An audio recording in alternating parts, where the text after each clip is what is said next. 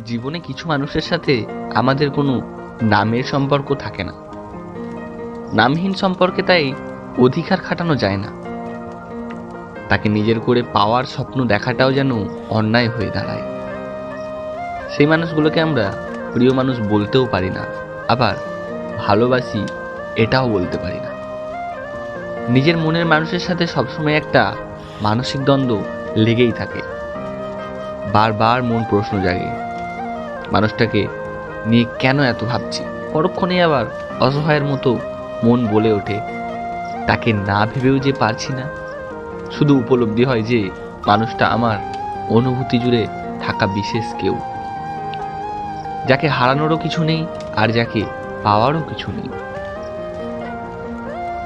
এই জন্যই হয়তো কেউ একজন সুন্দর করে বলেছেন, আমাদের প্রেম হয়নি, হবেও না। ভালোবাসি প্রকাশ করা হয়নি, হবেও না। আপনি না হয় আমার জীবনে কেউ না হয়ে এসে কেউ না হয়ে রইলেন।